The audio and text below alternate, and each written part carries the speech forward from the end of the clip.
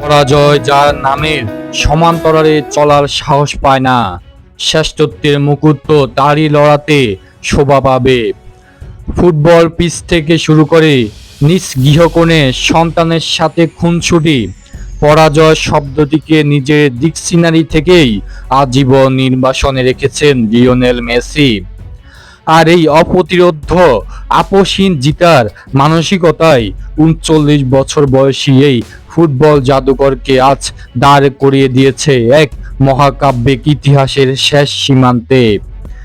২০১৪ সালের মারাকানায় জার্মানির কাছে হেরে যে রূপকথা থমকে গিয়েছিল, ২০২২ সালে মরুভূমির বুকে বিশ্বজয়ের মাধ্যমে মেসি তার প্রথম পূর্ণতা পান। তবে তৃপ্তির অলসতায় ডুবে যাননি তিনি। ২০২৬ বিশ্বকাপে এসেও এক জাদুকরী পুনরুত্থানের গল্প লিখছেন এই মহাতারকা। আগামী ২০ জুলাই নিউ জার্সির মেটলাইফ স্টেডিয়ামে ফুটবল বিশ্বের এই সর্বোচ্চ সিংহাসন ধরে রাখার লড়াইয়ে আর্জেন্টিনার মুখোমুখি হচ্ছে অপ্রতিরোধ্য স্পেন। ১৯৬২ সালের পর প্রথম দল হিসাবে টানা দুইবার বিশ্বজয়ের রেকর্ড গড়ার হাতছানি এখন মেসিদের সামনে।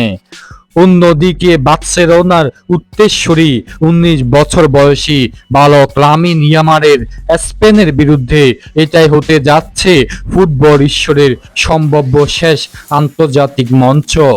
বিশ্বজুড়ে কোটি কোটি ফুটবল প্রেমী এখন রুদ্ধশ্বাসে প্রহর গুনছেন মেসির এই অমর মহাকাব্যের শেষ তুড়ির আঁচড় দেখতে। সুব্রত দে, স্পোর্টস নিউজ 10।